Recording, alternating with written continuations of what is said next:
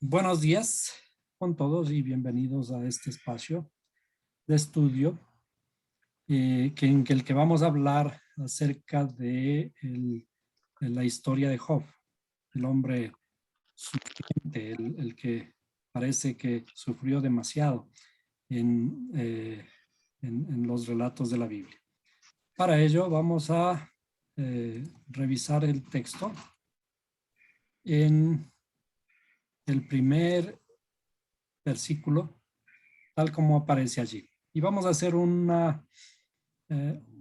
recuento de todo lo que está contándonos. Son muy largos, 42 capítulos, pero vamos a hacer un resumen.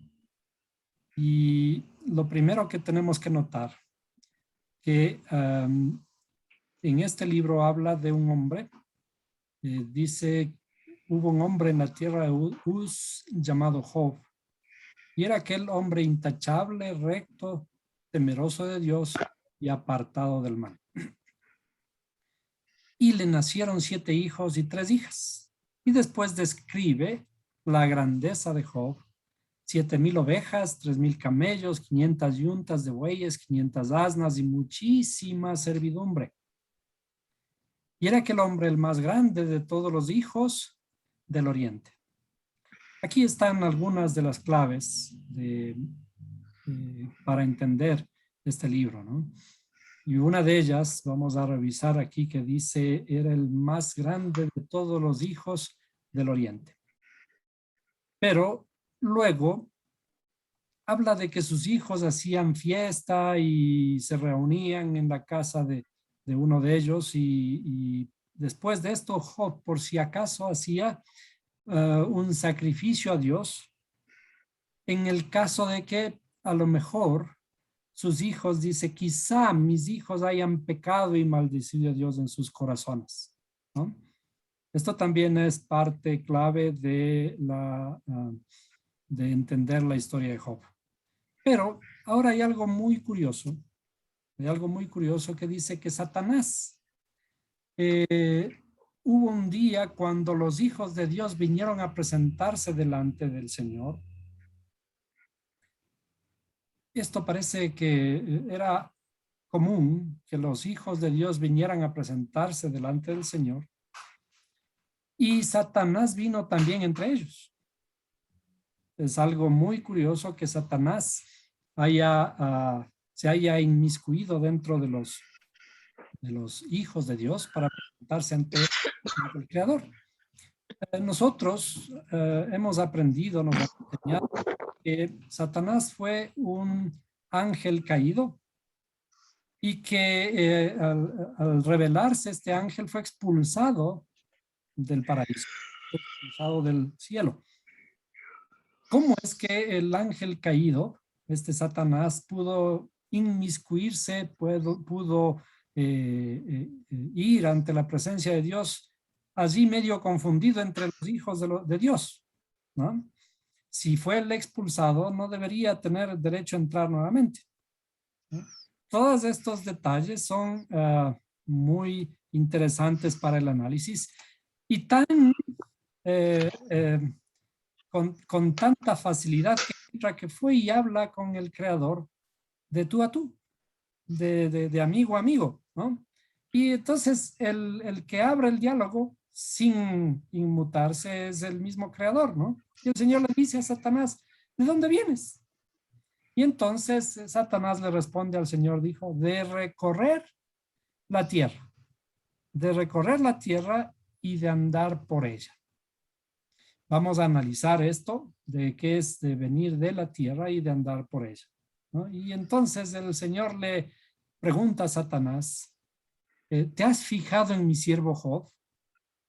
Es decir, como que el Creador quiere sacar pecho, ¿no? Sacar pecho de su hijo Job respecto por sobre los demás, y presentarle a Satanás y decir, mira, ¿no? Mira lo que ocurre con mi siervo, ¿no?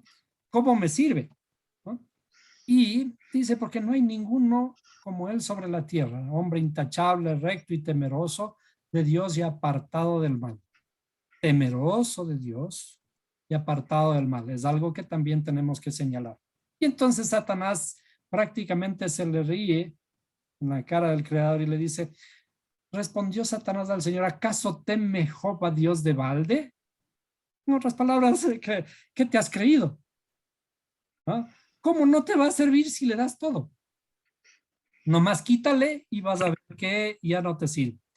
Y a partir de esto, hay algo que ocurre, vamos a revisar rápidamente, ¿no? Que el Creador le da permiso a Satanás para que Satanás venga y le quite a Job todo. ¿Qué le quitó? ¿Qué nomás le quitó Satanás a Job? Le quitó todos sus bueyes, todas sus asnas, ¿no? Luego vino fuego de Dios y cayó del cielo. Y qué cosa interesante, dice, vino fuego de Dios. Dios le había dado permiso a Satanás para que Satanás viniera a tocarle a Job, pero aquí dice, vino fuego de Dios, cayó del cielo. Híjole, ¿no? No era que Satanás le estaba quitando, pero cayó fuego de Dios. Cayó del cielo y quemó las ovejas y los criados. Luego, dicen, vino otro y dijo, uno de los sirvientes, y dijo, tus hijos y tus hijas estaban comiendo y bebiendo en la casa de su hermano mayor. Y aquí vino un gran viento del otro lado del desierto y azotó las cuatro esquinas de la casa. Y esta cayó sobre los jóvenes y murieron, ¿no? ¿Quiénes murieron? Sus hijos.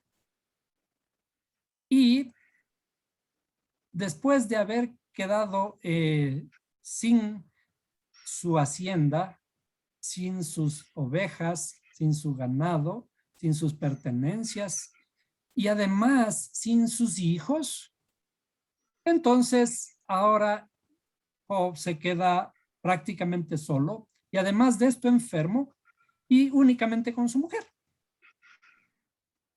¿Por qué ocurre todo esto? ¿Cuál es la historia detrás de la historia? ¿Deben sus hijos haber muerto en causa de la prueba de Job? Después de que Dios le permite a Satanás que venga y toque a Job, y él le dice, no, tócale todo menos su vida, pero Satanás va y le mata también sus hijos. ¿Tienen sus hijos la culpa? La culpa de la prueba de Job. Esto está en realidad en contraposición de un mandamiento, de una aseveración de parte del Creador cuando dice los hijos no morirán por sus padres, ni los padres morirán por sus hijos. Cada uno morirá por su pecado. Es decir, si Satanás tiene el permiso de probar a Job, ¿por qué tiene que quitarle la vida a sus hijos? ¿No? Que le quite todo, ¿sí? Está bien, que le quite el ganado. Quizás podríamos pensar que a lo mejor el ganado es ganado nomás, los animalitos no importa, ¿sí? Sus riquezas está bien, le quite todo el dinero, le quite su casa y todo, pero sus animalitos, híjole, ¿por qué tienen que morir los animalitos por la prueba de Job? Y más allá de eso, inclusive, ¿por qué tienen que morir sus hijos? Entonces, el capítulo 2 viene a ser como un recuento, una aseveración. Otra vez se presenta Satanás delante del Señor y vuelve a ocurrir este diálogo y el Creador le dice, ¿te has fijado nuevamente en mi siervo Job? ¿Sí? Y le repite la aseveración, intachable, recto y temeroso de Dios y apartado del mal. Dice, y él todavía conserva su integridad, aunque tú me incitaste contra él para que lo arruinara sin causa. Entonces, Satanás le vuelve a repetir, y dice, piel por piel, si todo lo que el hombre tiene dará por su vida, sí, todo lo que el hombre tiene dará por su vida. Sin embargo, extiende ahora tu mano y toca su hueso y su carne, verás si no te maldice en tu misma cara. Es decir, ahora le quitó todo, le va a dar una enfermedad para ver si es que sigue siendo fiel. Entonces, allí ocurre la peor desgracia, se queda enfermo y encima de eso vienen unos 3 amigos, ¿sí? Y comienzan a hacerle preguntas. Ah, mira, ¿en qué pecaste? ¿En qué pecaste? ¿Qué hiciste mal? Arrepiéntete de todo lo que has hecho para que entonces a lo mejor el Creador te va a perdonar. Eso es lo típico que nos ocurre a nosotros. Vemos a alguien caído y al árbol caído todo el mundo le hace leña, ¿no? Comenzamos a recordarle, mira, recuerda todo lo que hayas hecho, a lo mejor dentro de todo lo que has hecho cometiste algún pecado, arrepiéntete y entonces el Creador te va a restaurar. Pero nosotros sabemos que esta historia comienza no por un pecado de Job, sino por un diálogo entre Satanás y Dios, que le permite probarlo. Entonces, estos 3 amigos, todo este diálogo de los 3 amigos se sucede a lo largo de todo el libro y llega un cuarto amigo que comienza a mirarle de otra forma a Job. Le comienza a hacer reflexionar a Job, pero de una forma distinta. Era un poco más amable, un poco más tinoso en el diálogo y finalmente el mismo creador dialoga con Job y cuando dialoga con Job, Job se da cuenta de que sí había hecho algo de una forma equivocada, sí había dudado, tenía que reconocer ante el Creador. El Creador le restaura.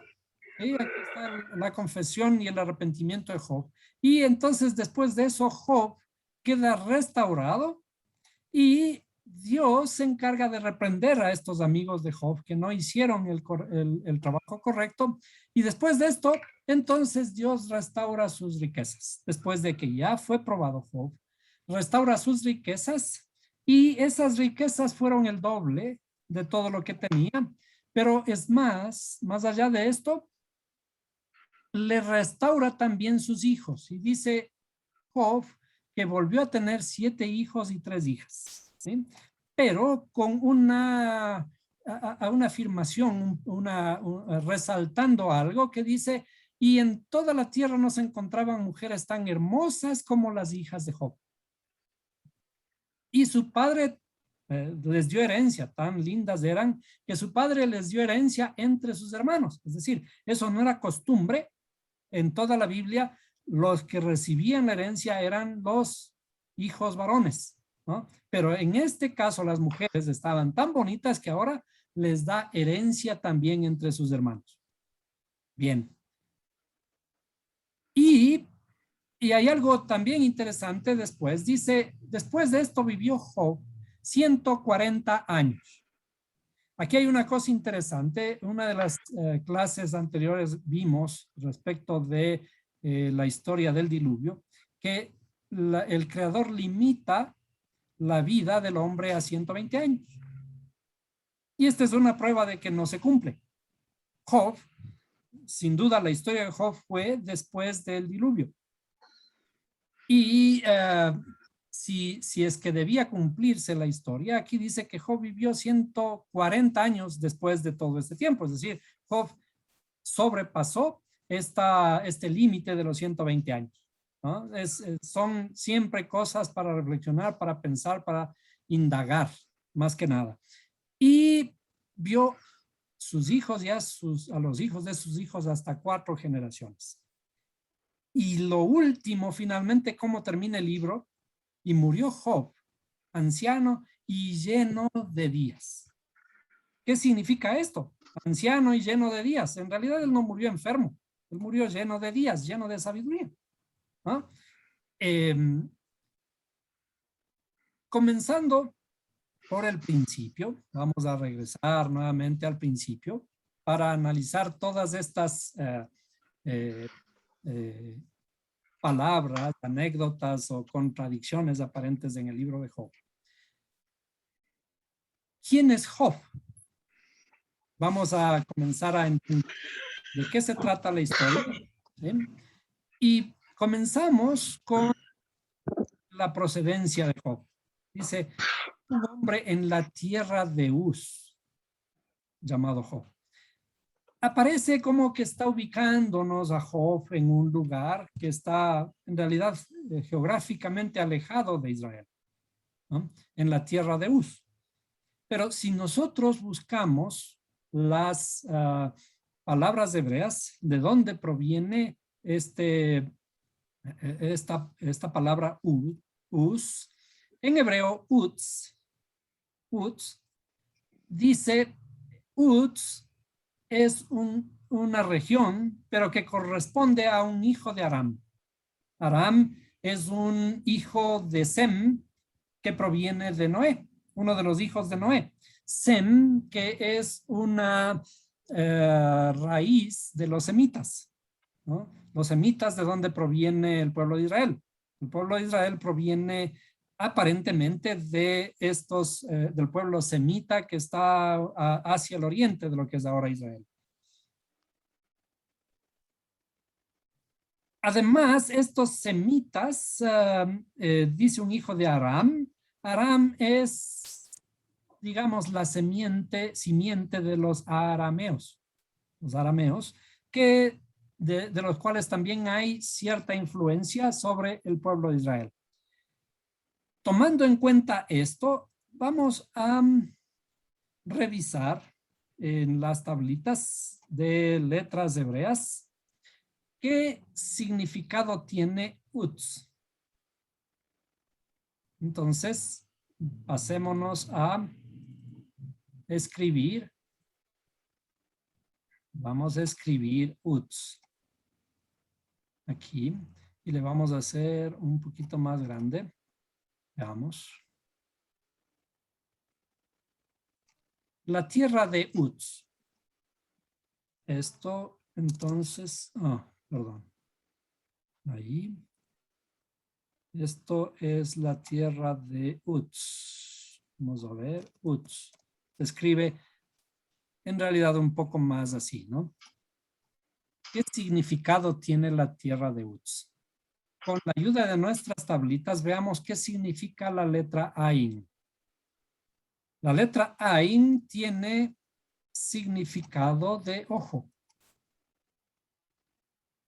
¿Sí?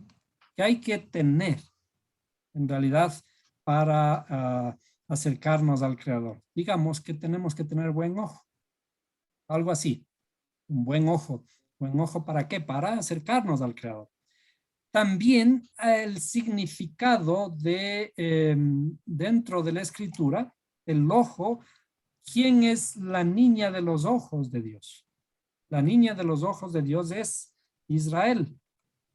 Por lo tanto, la Ain simboliza al estado espiritual llamado Israel. El estado espiritual llamado Israel, que es el que está en la corrección, en el camino de la corrección hacia el Creador.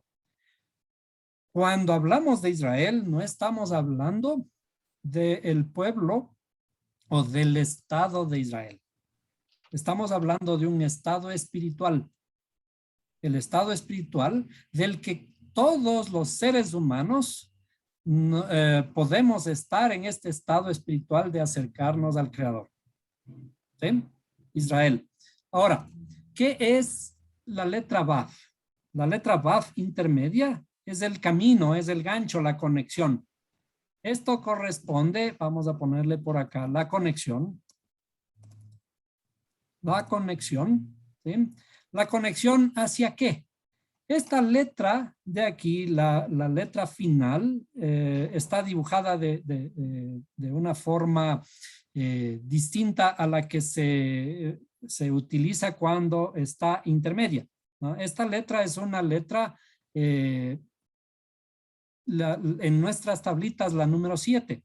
Ustedes pueden encontrar allí esta letra Zain. La letra Zain corresponde a la número 7 y corresponde a su significado de la mujer virtuosa. La mujer virtuosa, y vamos a ponerle como el número 7. Corresponde a la letra número 7, el valor número 7. Quizás aquí vamos a poner también los valores de Ain, corresponde a 70. El valor 70. ¿Sí? Para no olvidarnos, tienen que ir anotando esto. Y la letra Vav, le vamos a poner por aquí. La letra Vav es de número 6. Entonces vamos a ponerle los valores de estas letras.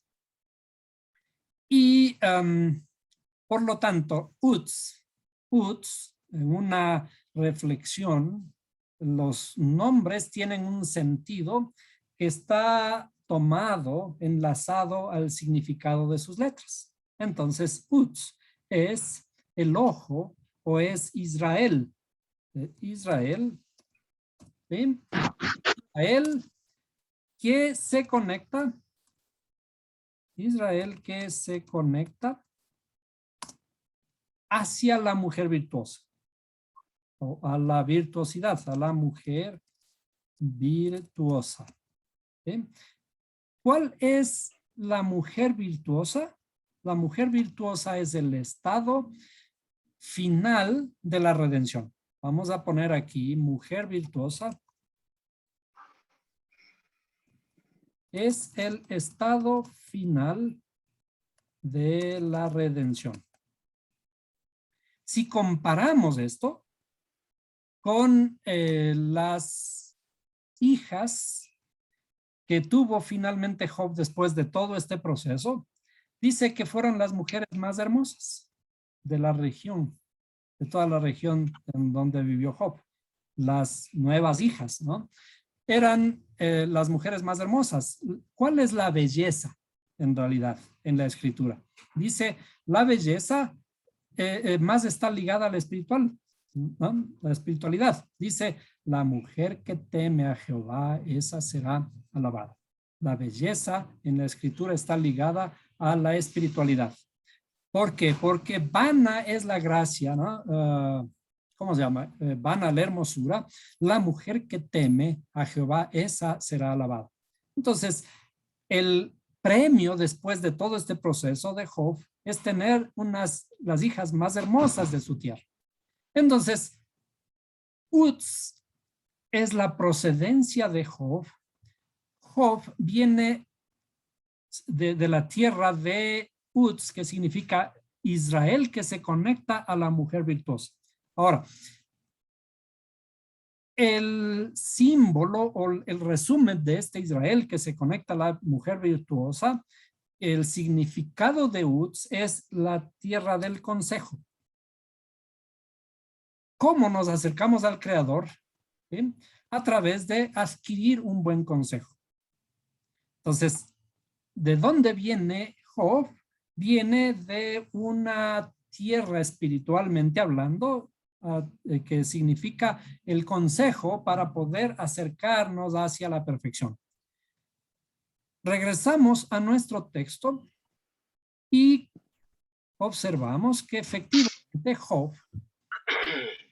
Job dice, era un hombre intachable, recto, temeroso de Dios y apartado del mal. Y yo señalo por ahora esto de temeroso de Dios.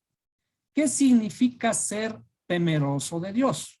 Entonces, vayamos a nuestro texto en la Biblia. ¿Qué significa tener temor a Dios? Vamos a Proverbios 9:10.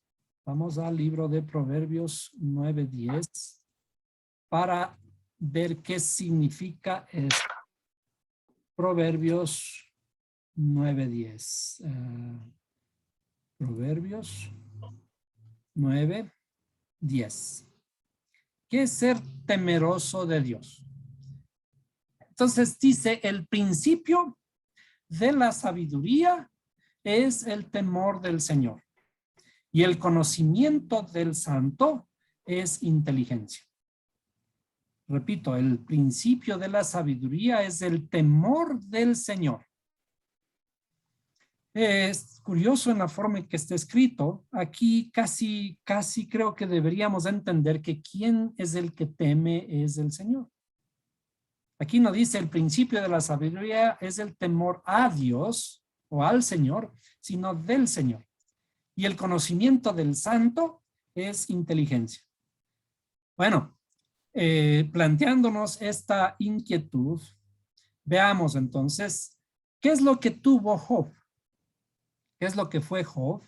¿Sí? En el inicio del libro de Job, dice, era un hombre temeroso de Dios. ¿Bien? Es un hombre intachable, recto y temeroso. ¿De qué temía? A lo mejor de que sus hijos pecaran, ¿no?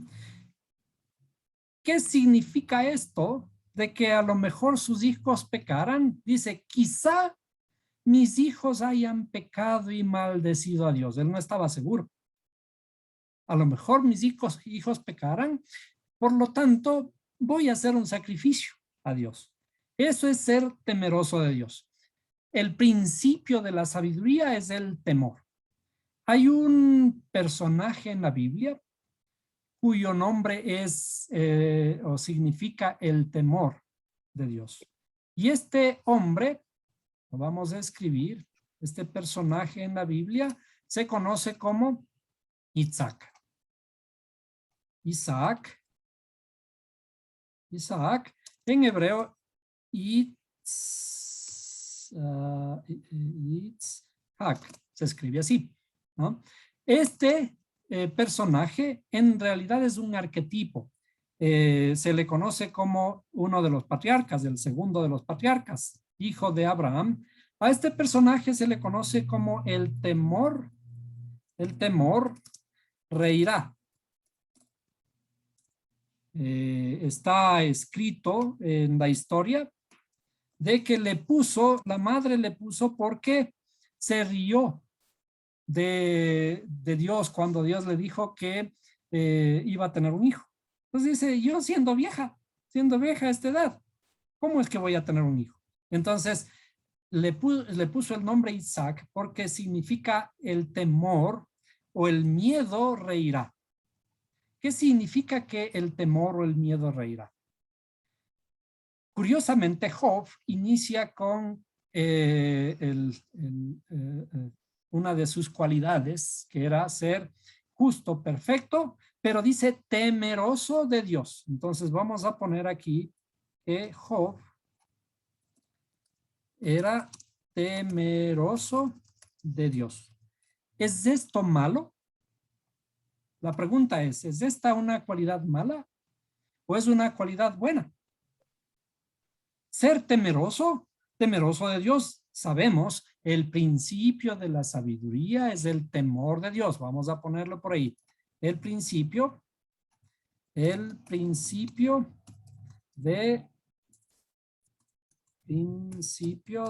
la sabiduría es el temor de Dios. Pero, ¿qué significa esto de que el principio de la sabiduría es el temor? ¿Por dónde comienza la sabiduría? Comenzamos por el temor. Pero el temor, tenemos que recordar que el temor reirá. El temor reirá. ¿Qué debemos y por dónde debemos iniciar? Por el temor. Pero el temor debe transformarse en risa. ¿Cómo transformamos ese temor en risa? Comenzamos con el análisis del libro de Job. Veamos nuevamente el libro de Job, ¿no? Dice, le nacieron 7 hijos y 3 hijas. Bueno, antes quizás vale la pena recalcar, si ustedes, algunos de ustedes ya han leído el libro que les entregué hace poco, lo había escrito durante la pandemia. Una de las características, uno de los temas que habla al inicio del libro es el significado de tierra. ¿Qué significa tierra? Tierra es nuestra interioridad. Entonces, ¿de dónde, de qué tierra habla que era Job? Dice, era un hombre en la tierra de Uz. En la tierra de Uz, en la tierra del consejo, en nuestra interioridad. Job es dentro de nosotros. Job es una representación, un arquetipo de lo que ocurre en nuestra interioridad. La tierra es la parte más baja de nuestro cuerpo. Vamos a dibujarlo. Vamos a ponerlo de esta forma. Aquí, el ser humano o la estructura de su alma, más o menos, es algo así. A esto se le conoce como tierra y tiene una cabeza. Tiene una cabeza. Más o menos esto. En la parte superior, en la cabeza, ¿sí? Aquí hay tres cualidades que son las cualidades de la inteligencia. Cualidades intelectuales. ¿Sí? Y aquí abajo hay 7 cualidades emocionales. 3 cualidades intelectuales y cualidades emocionales. En realidad, desde el punto de vista de la interioridad de los sagrados escritos, a esto se le conoce como varón. Perdón, vamos a ponerle. A esto se le conoce como varón y a esto se le conoce como mujer. Pero en Job era al revés. En Job él tenía 7 cualidades emocionales que eran varones y cualidades intelectuales que eran mujeres. Estaba un poco al revés, ¿no? Es perfecto, sí, pero en realidad él tenía ¿cuántos hijos? Él tenía 10 hijos. Entonces, todo resume en nuestra interioridad a un valor de 10. Y eso está bien, es perfecto. Pero, ¿qué ocurre? La primera cosa, la primera idea que tomamos de Job es de que era temeroso de Dios. El principio de toda transformación, el principio de la sabiduría. ¿Cómo adquirimos sabiduría? A través del temor. ¿Qué es el temor? El miedo. Pero hay una historia curiosa a lo largo de toda la Biblia de un personaje del que el creador nos dice, ustedes tienen que aniquilarlo. Vamos a saltarnos un poquito las historias y vamos al libro de Deuteronomio 25. Entonces vamos a Deuteronomio 25. Deuteronomio 5, 17. Bien. Hay un personaje, aparentemente, un personaje que le hizo cosas, le hizo padecer al pueblo de Israel después de que salió de Egipto. Y al cruzar el desierto, este personaje, que era uno de los descendientes de Caín, uno de los descendientes de Saúl, es Amalek. Amalek, dice el creador acerca de Amalek, acuérdate de lo que te hizo Amalek en el camino cuando saliste de Egipto. Cómo te salió al encuentro en el camino y atacó entre los tuyos a todos los agotados en tu retaguardia cuando tú estabas fatigado y cansado. Y él no temió a Dios, ¿no? Y él no temió a Dios. Por tanto, sucederá que cuando el Señor tu Dios te haya dado descanso de todos tus enemigos alrededor, en la tierra que el Señor tu Dios te da en heredad para poseerla, borrarás de debajo del cielo la memoria de Amalek, no lo olvides. Aquí, en realidad en hebreo dice borrarás debajo del cielo la memoria de Amalek, no lo olvides. Aquí hay 3 no lo olvides. Borrarás la memoria de Amalek del cielo, no lo olvides. O sea, 3 cosas que hay que hacer respecto de Amalek. En otras palabras, hay que aniquilar a Amalek. Matar a Amalek. Y esto no está en ninguna contraposición con el mandamiento de no matarás. ¿Por qué? Vamos asimismo a tomar, vamos a irnos a nuestra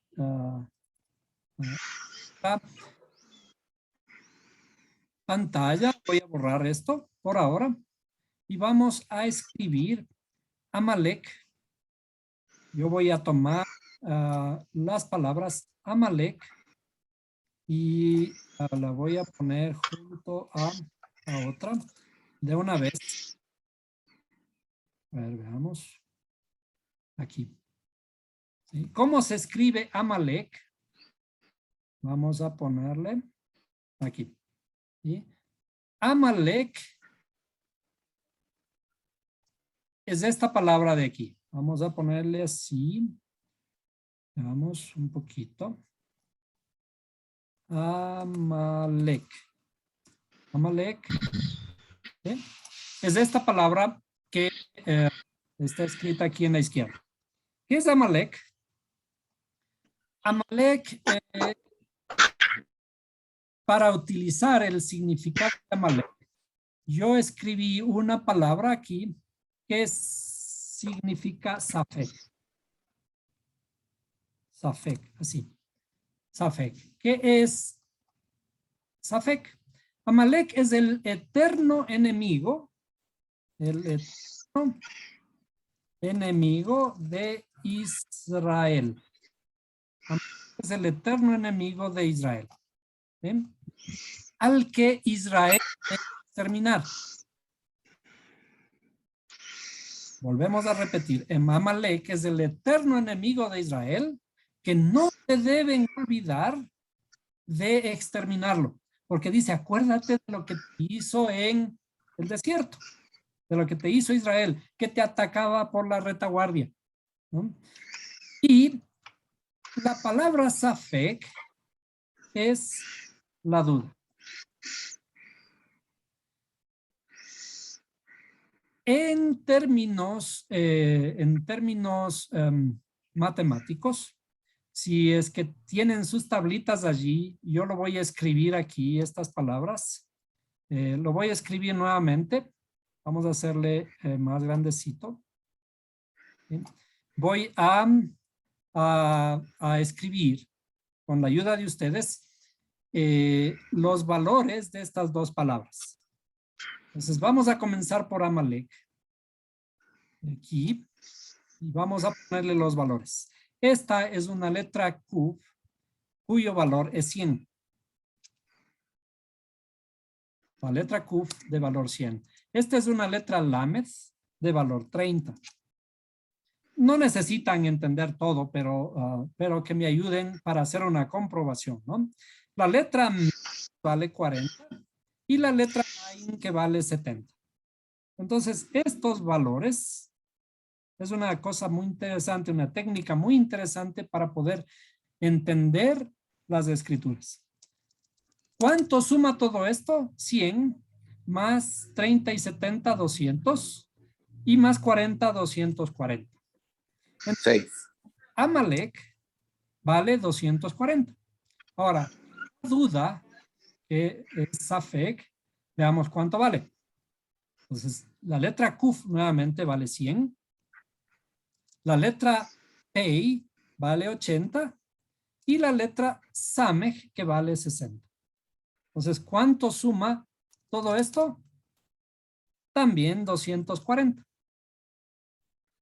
Entonces, cuando estudiamos la escritura desde desde las letras hebreas originales y encontramos equivalentes numéricos entre estas dos letras. Podemos decir, podemos afirmar, ¿sí? Podemos afirmar que hay una relación entre estas dos palabras, ¿no? Hay una estrecha relación entre Amalek y Safek.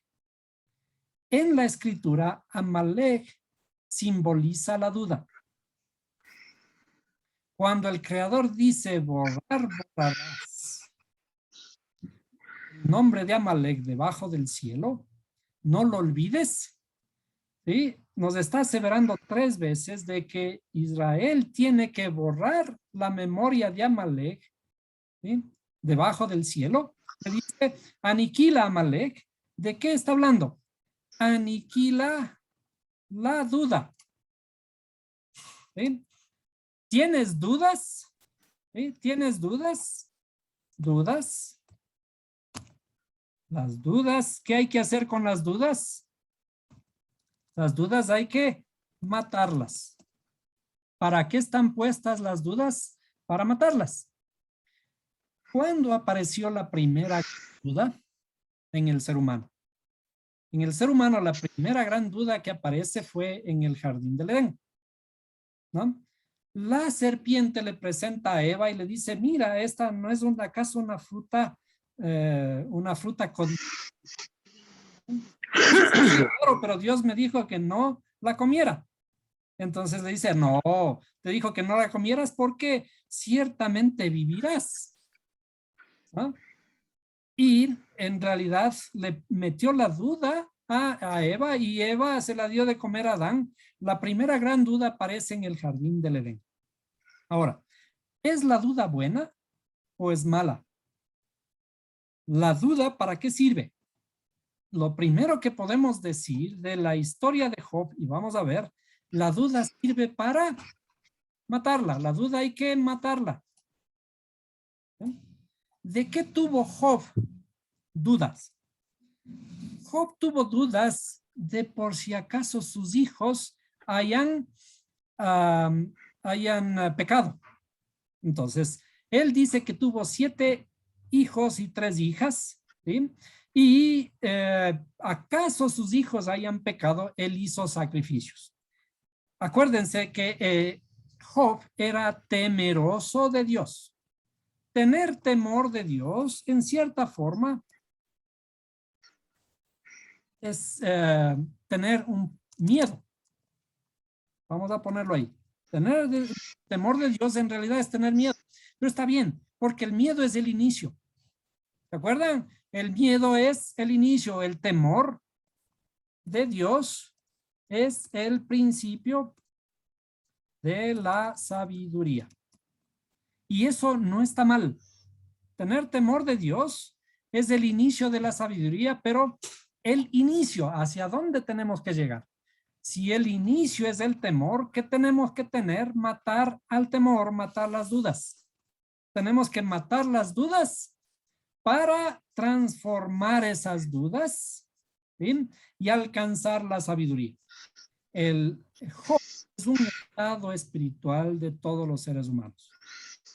Cuando ingresa Satanás a la presencia del Creador, es una cosa curiosa, vamos a analizarla.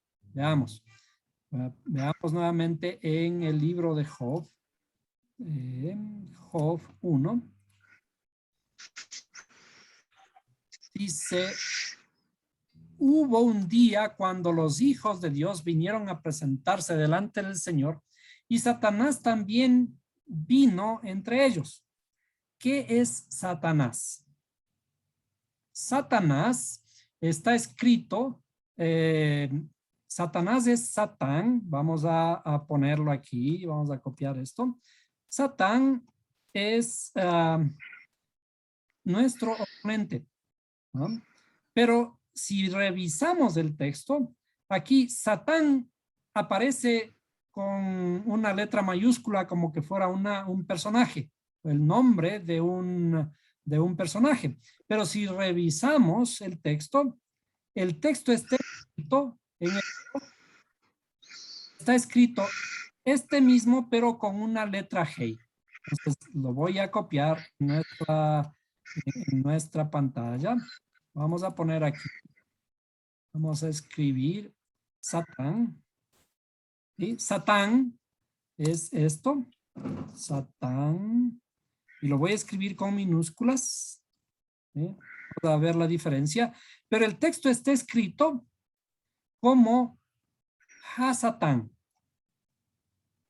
Hasatán. Veamos. Ahí. Sí, con una letra G. Con una letra G está escrito aquí así. ¿Qué significa eso? Aquí está escrito no como Satanás o con mayúsculas, sino está escrito el Satán. ¿Por qué está escrito como el Satán? ¿Qué el Satán? ¿Sí?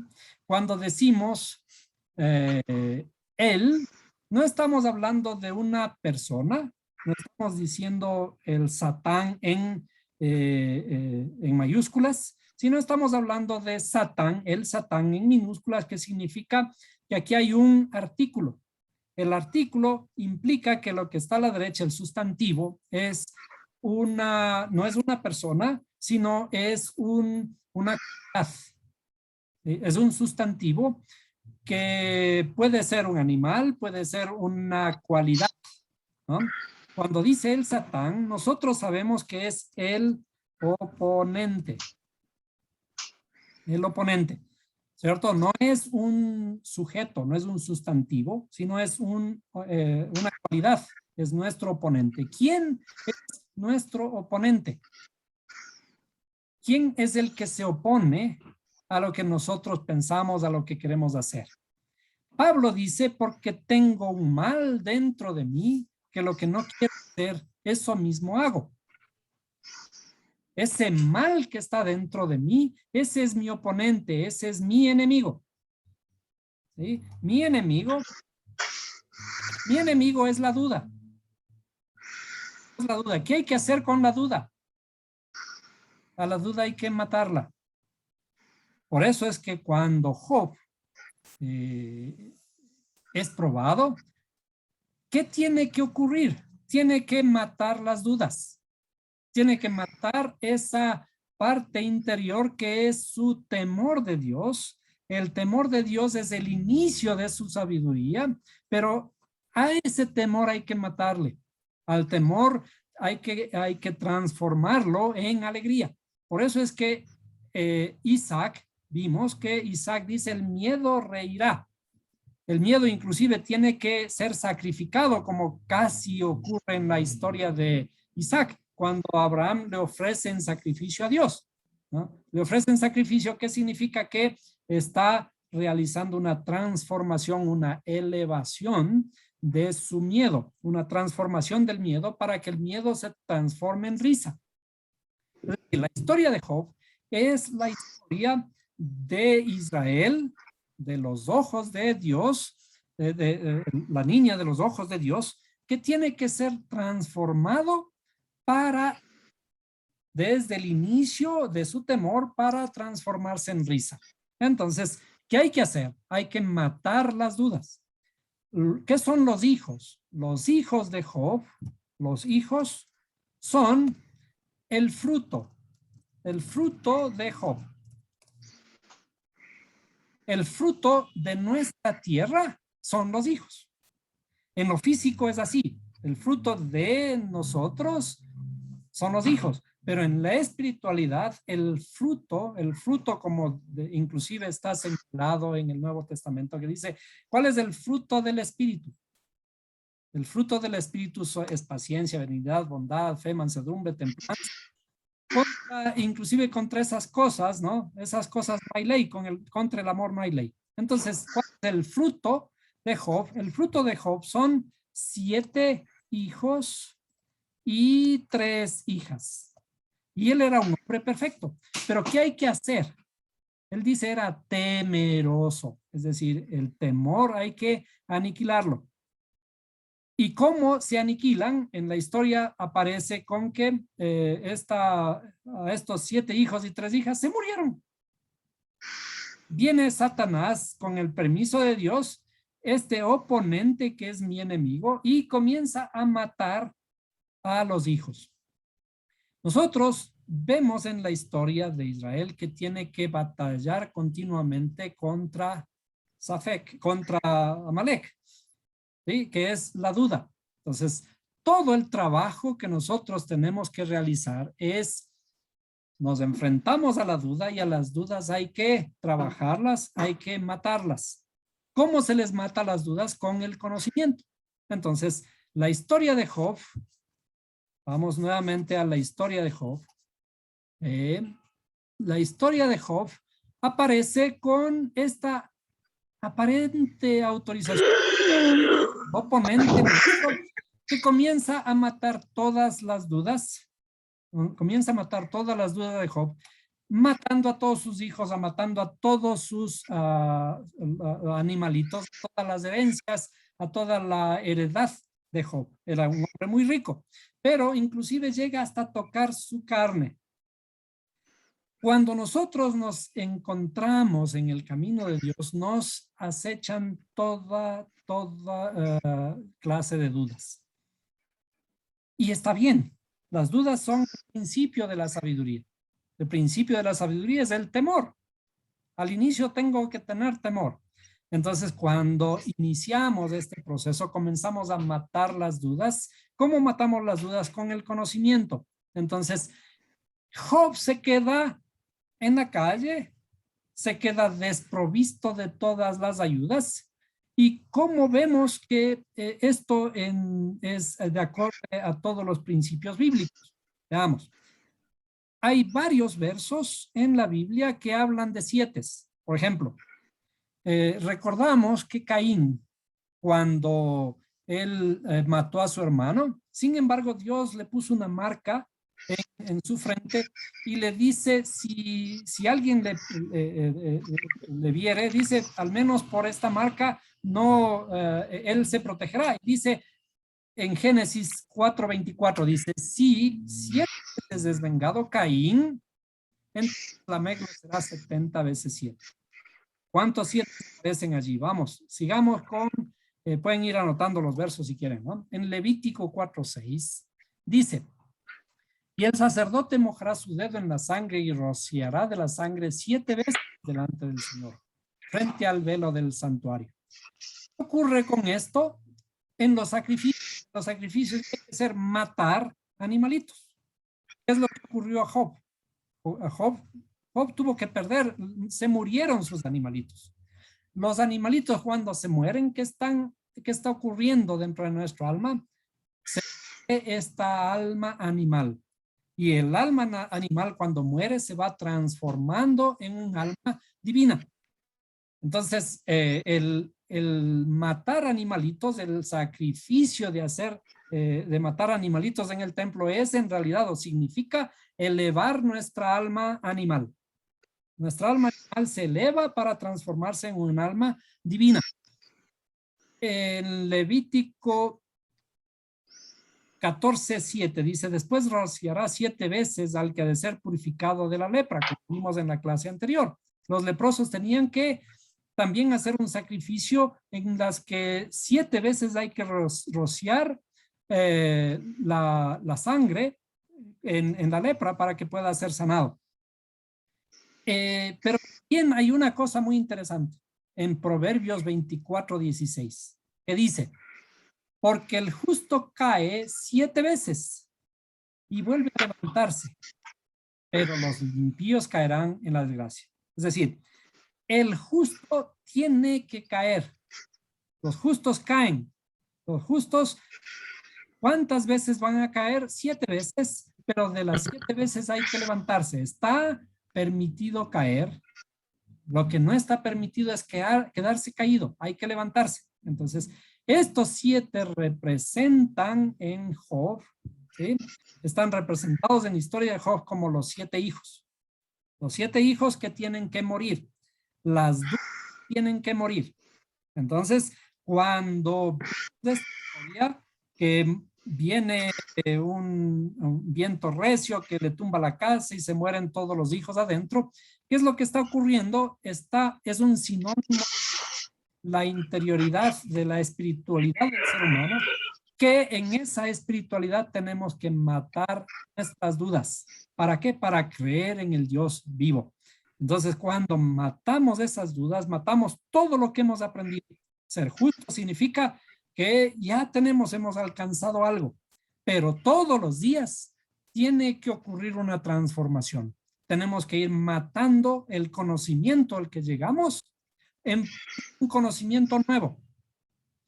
Todos los días tenemos que matar nuestras dudas que se van creando conforme alcanzamos el conocimiento.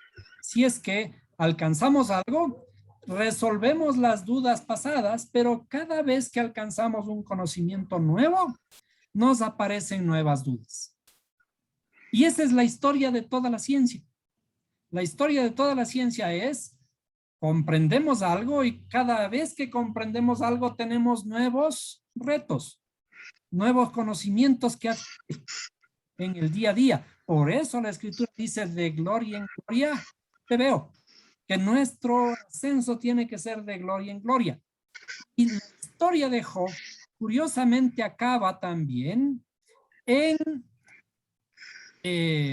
estas recompensas que adquiere Job, ¿no? La recompensa que adquiere Job dice al final, si vamos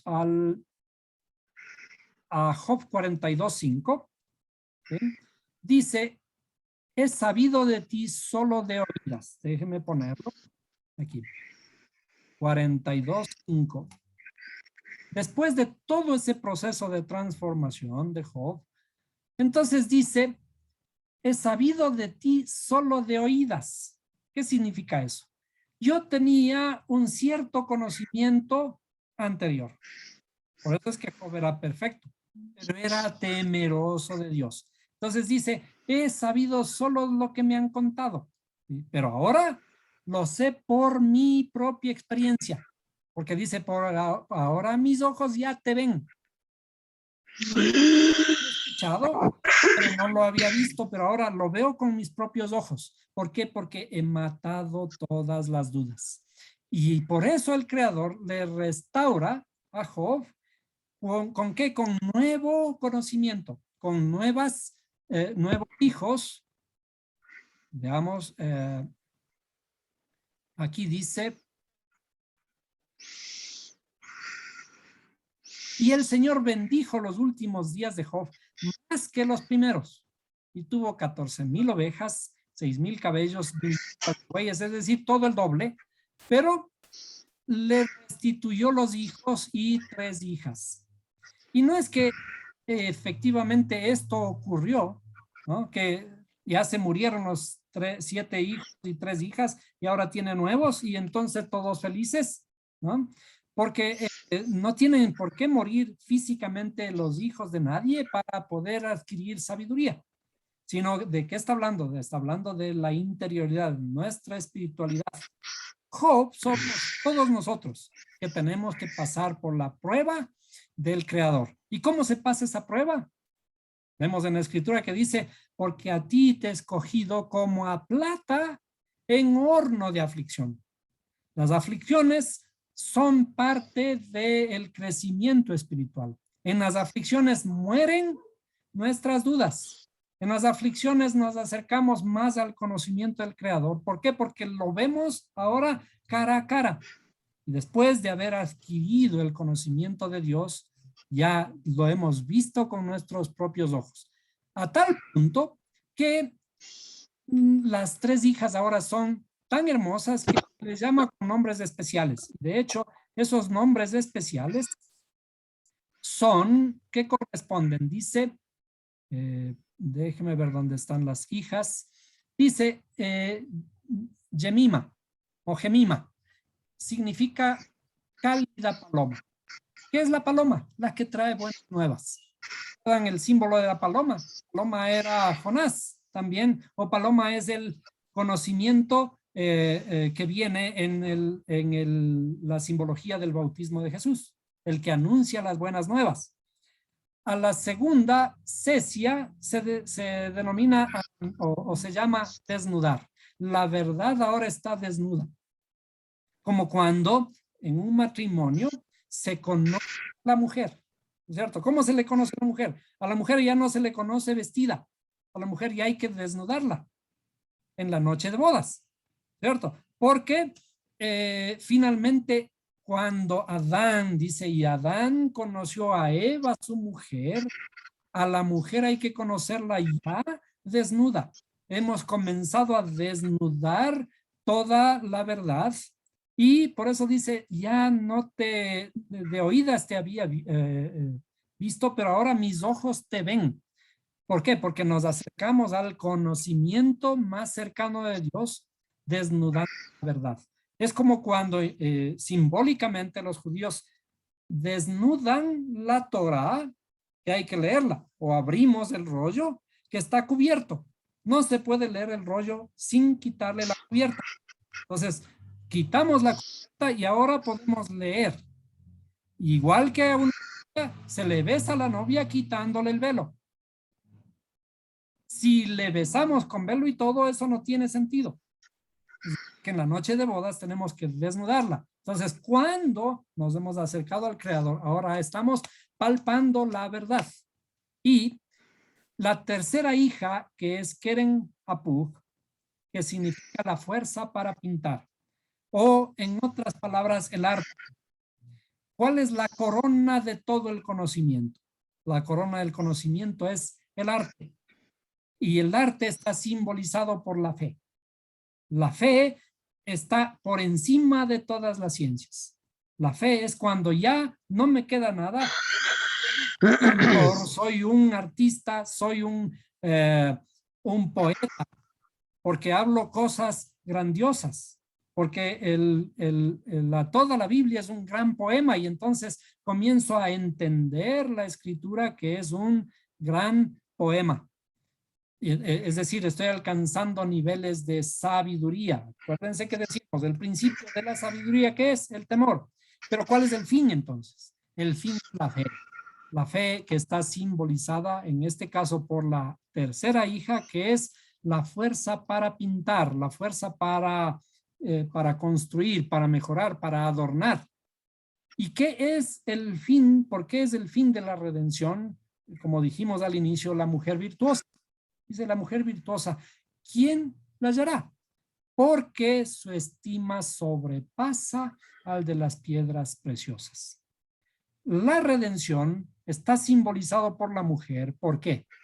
Porque si nosotros vamos a toda la historia de la humanidad, las mujeres han sido relegadas, han sido puestas a segundo plano, les han sido un objeto nada más para el hombre, para el ser humano, para tener familia, para lo que sea. No se les permitió estudiar, no se les ha permitido votar, ¿no? No se les ha permitido ejercer cargos públicos. Hasta hace poco que comenzó la mujer a tener protagonismo. ¿Debido a qué? Debido a nuestra ignorancia, a la ignorancia del ser humano, en relegar a la mujer en las cosas secundarias. Pero cada vez viendo nosotros en nuestra sociedad, ahora las mujeres van tomando cierto predominio, están saliendo a relucir en ciertos cargos públicos, etcétera. La mujer está siendo redimida. ¿Y eso es por qué? Porque estamos entendiendo aquí en nosotros, conociendo, pasando de este estado de Job, de temeroso, ahora a un estado de conocedor de Dios, que todos somos iguales. Y las mujeres y los hombres somos iguales. Y no debe haber diferencias. Y cuando encontramos eso, nos damos cuenta de la verdadera belleza de la mujer. Y la verdadera belleza de la mujer está dentro de todos los seres humanos. Ese aspecto femenino que tiene que ser redimido. El aspecto femenino, como vimos a lo largo de algunos estudios, es esa interioridad nuestra, la tierra, nuestra tiene que producir buenos frutos.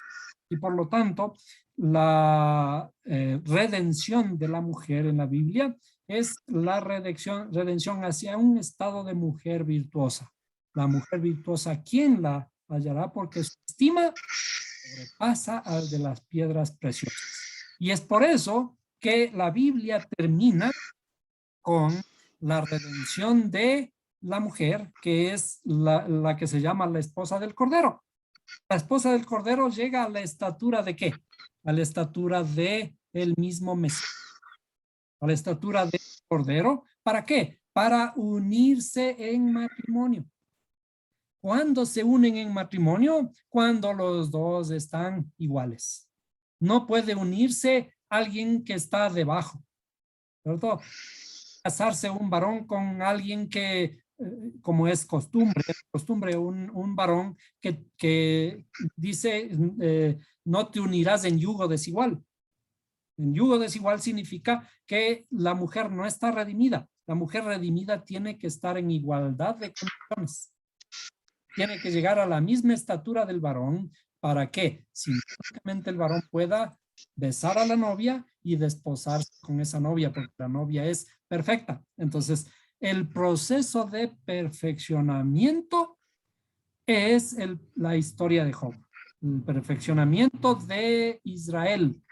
Israel que está en el camino de perfección hacia él. Cuando Israel llega a la estatura del perfeccionado, llega a la estatura de Cristo, como nosotros conocemos, dice que tenemos que llegar a la estatura de Cristo. Cuando llegamos a la estatura de Cristo, entonces estamos redimidos. ¿Por qué? Porque hemos llegado a la estatura de una mujer virtuosa. Y esa es la historia de Job. En realidad es una historia que también se lo puede analizar desde la psicología. La psicología son estos amigos que vienen a hacer ese proceso de transformación en la interioridad de Job. Y Job finalmente entiende o pasa por ese proceso para llegar a palpar al mismo creador, a conocer la belleza del creador y ahora, porque ahora ya mis ojos te ven.